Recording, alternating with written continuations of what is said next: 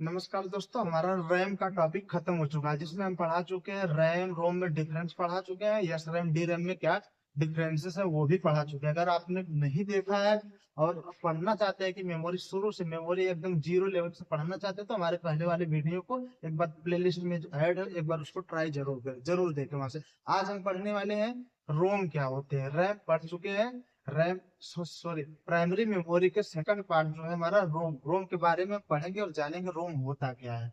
आइए देखते हैं। रोम का फुल फॉर्म होता है रीड ओनली मेमोरी।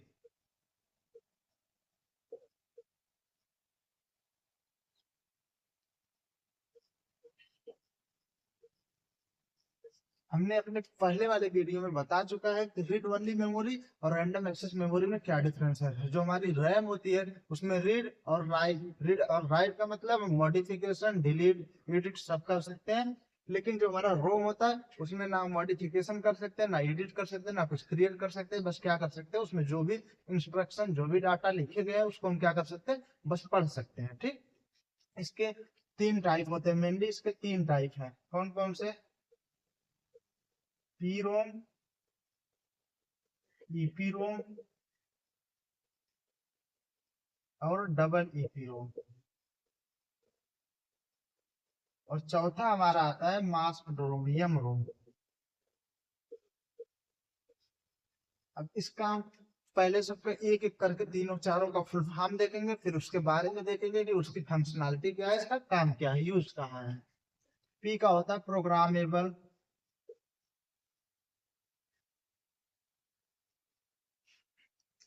प्रोग्रामेबल रोम। रोम का फुल फॉर्म मैंने ऊपर बता दिया है। ईपी का होता है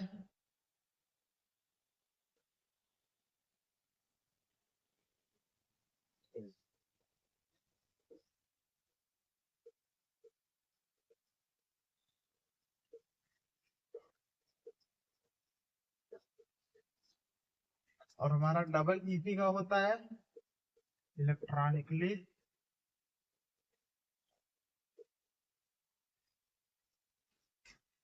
इरेजेबल प्रोग्रामेबल रोम। और इसका यम रोम का होता है मास्क्ड। ये हो गए इसके फुल फॉर्म। अगर आपको लिखना हो लिख लीजिए, फिर एक एक करके हम बताते हैं कि होते क्या है, ये इसका यूज कहाँ होता है। एक बार स्क्रीन शॉट लेना हो तो ले सकते हैं आप।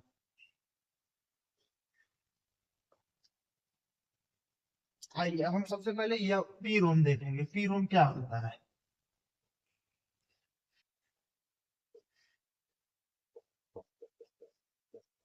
पी रोम का फुल फॉर्म होता है programmable read only memory. Programmable का मतलब ये है कि इसमें बस एक बार प्रोग्राम किया जाता है, एक बार प्रोग्राम लिखा जाता है। प्रोग्राम का मीनिंग क्या होता है? सेट ऑफ इंस्ट्रक्शन, निर्देशों के समूह को प्रोग्राम कहा जाता है। और बी रोम में क्या होता है? रोम में बस एक बार प्रोग्राम को लिख दिया जाता है जिसको फिर दोबारा न मिटाया जा सकता है, न एडिट किया जा सकता है, न लिखा जा सकता है। उसको क्या कहते हैं? P ROM, programmable read only memory. इसमें सिर्फ एक बार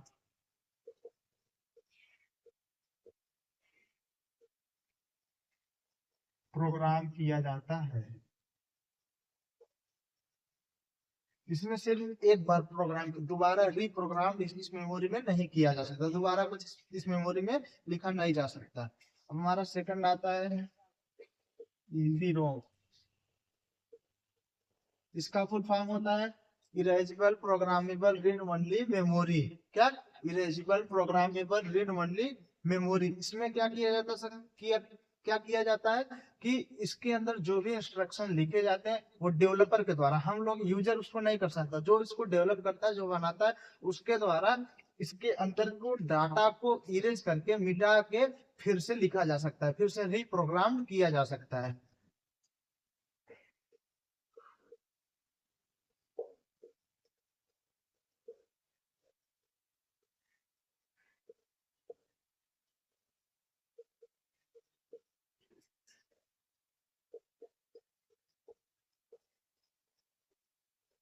रीप्रोग्राम का मतलब है कि पुराने डाटा को डिलीट करके नया डाटा कुछ इसमें डाला जा सकता है। लेकिन इसके डाटा को मान के चलिए ये हमारी मेमोरी है, इसमें कुछ डाटा लिखा गया है, ये हमारा ईपी रोम, इसमें कुछ डाटा लिखा गया है।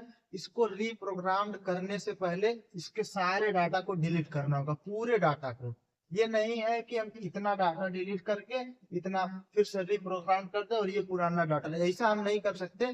जो डेवलपर होगा वो क्या करेगा, इसके पूरे डाटा कंप्लीट 100% इसके अंदर के डाटा को डिलीट करेगा, इरेज करेगा, उसके बाद रीप्रोग्राम करेगा फिर से। एक चीज और, वो जो इरेज करता है वो किसके द्वारा इरेज किया जा सकता है, यूवी रे के द्वारा जो इरेज किया जा सकता है वो किसके, यूवी रे। यूवी रे क्या होता है, अल्ट्रा वायलेट रे, पराबैंगनी किरण। जो पराबैंगनी किरण होती है उसके द्वारा मेमोरी को मिटाया जा सकता है, इरेज किया जा सकता है। यूवी अल्ट्रा वायलेट रे, इसके द्वारा ईपी रोम के अंदर के डाटा को मिटाया जा सकता है, डिलीट किया जा सकता है, उसके बाद रिप्रोग्राम किया जा सकता है। अब हमारा थर्ड आता है डबल ईपी रोम। डबल ईपी रोम, इसका फुल फॉर्म होता है electronically erasable programmable read only memory.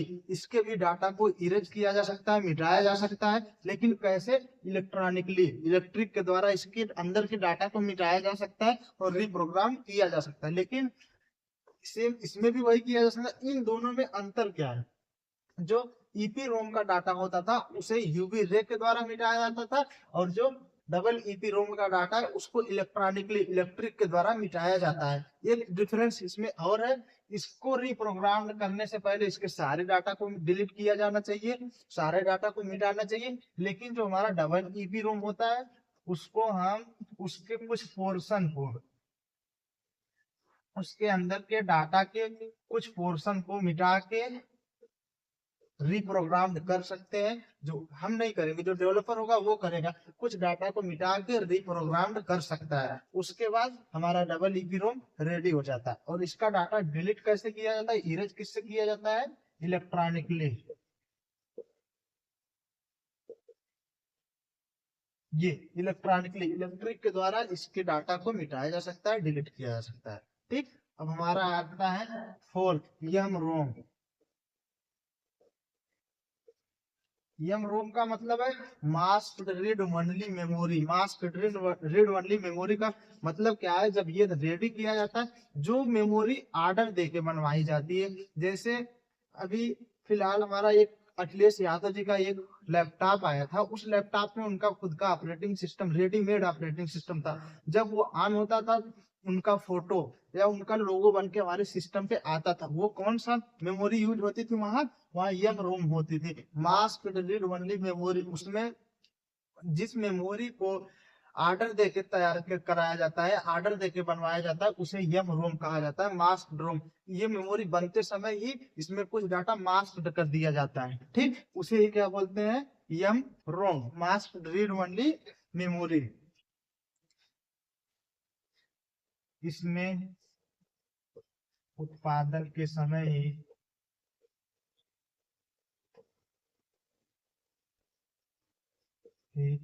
इसमें उत्पादन के समय ही मास्क डाटा को मास्क कर दिया जाता है।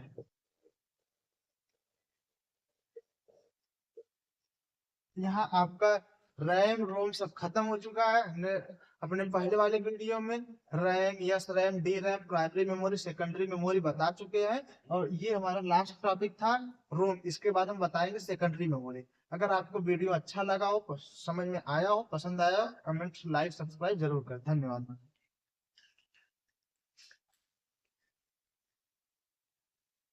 अरे यार ये तो बहुत बड़ा बन गया भाई।